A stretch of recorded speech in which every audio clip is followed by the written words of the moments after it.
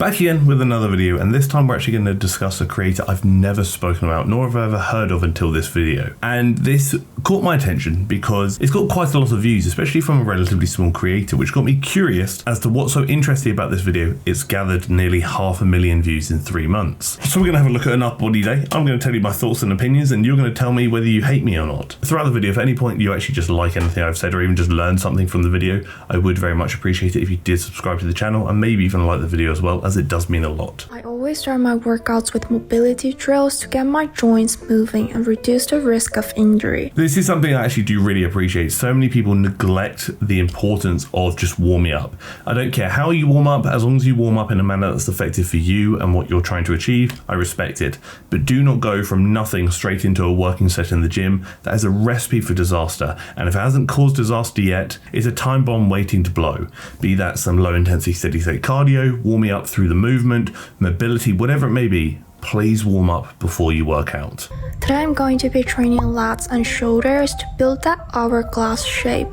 Bigger lats make your waist look smaller and wide shoulders balance out your frame. Although your shape is largely genetic, if you do develop your lats and your shoulders to develop a slightly wider frame, a broader frame, you are comparatively going to make your waist look smaller. If you look bigger up top, the midsection is going to look smaller relative to that. It's that simple. Is it actually going to change your waist size? No, not really, but it may give the illusion of a slightly smaller waist, which is something many of us may desire. With pull-ups, I had to stop them for a year due to the shoulder injury, but now I'm picking them up and I really want to be able to do 10 solid reps. In fairness, pull-ups are cracking. If you're looking at lat development, I think whether you do a neutral grip or a wide grip pull-up, either one, bloody fantastic. Personal preference, if you have the strength to do so, I'm a big fan of the wide grip pull-up. I think when looking at effective lat training, it's bloody fantastic, but a wide grip lat pull down is probably a fair alternative for people who may not be able to do pull-ups at this stage, as they are pretty difficult to manage. Or you can use banded or assisted pull-ups in any capacity, that works too. Next up is the shoulder exercise, the overhead press. I start with dumbbells to warm up and then switch to a barbell for the heavier sets. Yes, the overhead press or overhead pressing is fantastic. I like it, I respect it, but the big thing that's going to hold you back when doing it standing is probably going to be an external variable like your core. When I'm overhead pressing a lot of weight, if I'm not sitting down, my lower back's going to potentially give out first, my core's going to fatigue. There are going to be external variables hindering my ability to train my shoulders efficiently or effectively, because of the movement may not fail due to shoulders hitting fatigue, but due to the fact that my core, for example, has given out first, essentially leaving some shoulder gains on the table, which is not what I want. Another thing I would address here is range of motion. The range of motion is very limited. We're only coming down to kind of forehead to eye level. I would try and go a little bit low if you can. Ultimately, if you have the mobility to go down to your nose, your chin even, then I think you should definitely do so, as we don't want to get in the habit of potentially ego lifting and taking our muscles through a range of motion that is limited just due to the desire to lift more weight. The next exercise is the lat pull down. I love using this machine. The range of motion feels really smooth.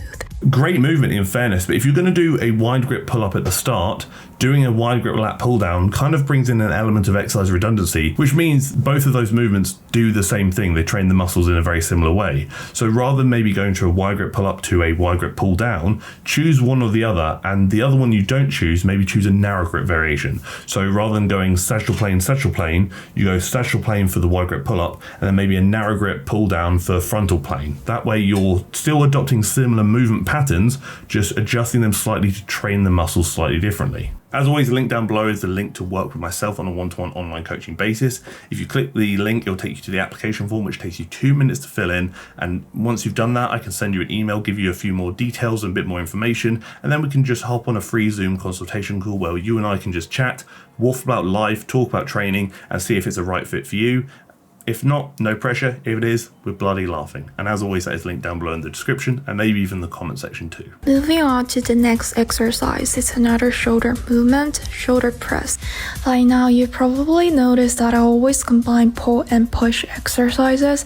I do this because it improves overall shoulder stability. Moving on to another overhead press variation. The great thing about this that we're seeing here is it's seated, which means there's back support, which means your core is less likely to fatigue, thus potentially making this slightly better when looking at shoulder development. The issue we have here is the issue I've already previously mentioned, is we have another example of redundancy, doing two movements that train the same muscles in the same way. Overhead press into overhead press. Just because one was free weight and one was machine doesn't change the fact that you are still training the same muscles in the same way. So rather than doing two of the same thing, what you could probably do instead is swapping one out. So maybe doing, instead of a dumbbell overhead press, maybe a dumbbell lateral raise to start, or a dumbbell lateral raise variation, before then doing a seated Smith machine overhead press as we're seeing here afterward. That way you're still getting the same amount of volume, but you're training the muscles slightly differently, which means you could experience better gains. And if you're going to put energy into the gym, sure, you want to try and get as much bang for your buck out of it as possible. Last up, I always finish with some lateral raises.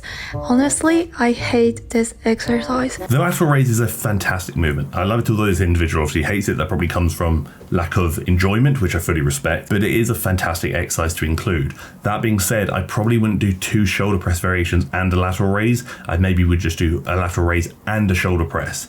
Doing 3 shoulder movements like this in a very limited workout where you're only doing 5 movements thus far is a bit excessive. The most amount of direct shoulder work I do in my sessions is I'll do 2 shoulder movements or direct shoulder movements in one day, and that's it. Another thing I want to note about the lateral raise, as she comes up to about the halfway point, you'll notice her elbow starts shooting back, so she's kind of going like that a bit. That to me indicates that there's going to be a lot of trap involvement jumping into the mix, and they're going to be taking over, when ideally you want to keep as much emphasis as possible on the side delts here. What I would then do instead, rather than raising out directly to the side, which can obviously encourage a lot of trap involvement, I like trying to imagine I'm trying to touch the corners of the room. So I'm raising at about 40-45 degrees in front of me, again aiming to touch the corners of the room, give or take. That to me helps me keep my shoulders down, also helps keep my upper arm in a good position to reduce how much the traps are helping here, which then in turn puts more emphasis on the shoulders, thus leading to a better quality exercise and potentially better quality reps as well, which could hopefully mean better gains. I like to wrap up my upper body workouts with some core work. Usually I go for toe touches and planks, but since this gym has a crunch machine, so I'm taking advantage of it today. Ab crunch machines are actually really good depending on the machine you're using. Some of them essentially really greatly limit how much you can roll the spine, and we don't want that. When looking at ab training from a hypertrophy perspective, you want to think about reducing the distance between the sternum and the pelvis, and that means a lot of spinal flexion, which means you're going to do everything that we've told you not to do throughout your training life, which is bend your back. Everyone always says, obviously, keep a flat back on every movement you do, but when it comes to a crunch variation, do the opposite. Roll your spine and bend your back as much as you possibly can to reduce that distance, thus taking the abs to a relevant range of motion against resistance. Like I said, some ab crunch machines don't allow you to do that very well, others do, and if your ab crunch machine allows you to roll that spine effectively, then it's probably going to be a bloody good one, and a bloody good movement to include, because it's stable, you can push it quite hard, and it allows you to take the muscle through a relevant range of motion against sufficient resistance. Now that's pretty cracking if you ask me. The thing with the workout, some good movements, some redundancy, very easy fix.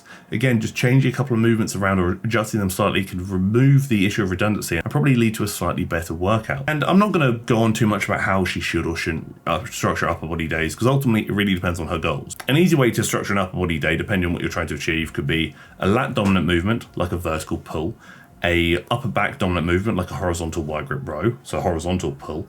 You could then throw in a chest movement, a shoulder movement, or you could go 2 vertical, 2 horizontal. So you might go vertical pull, vertical push, so pull downs and shoulder press, and horizontal pull, horizontal push, so like a wide grip row and a chest press, and then throw in maybe some arms at the end, or maybe even some abs as well. It really depends. There's no right or wrong way to structure upper body movements. Just think about the movements you're choosing and just question, do I need to do both of these, or is one enough and could I replace the second one with something else to prevent redundancy? A very small change that can make your workout program or your workout routine so much better. Making training effective is pretty simple and can be pretty enjoyable too, but it really comes down to the individual and their goals. And like with all my videos, this is simply my opinion, and I'd love to hear yours in the comment section below.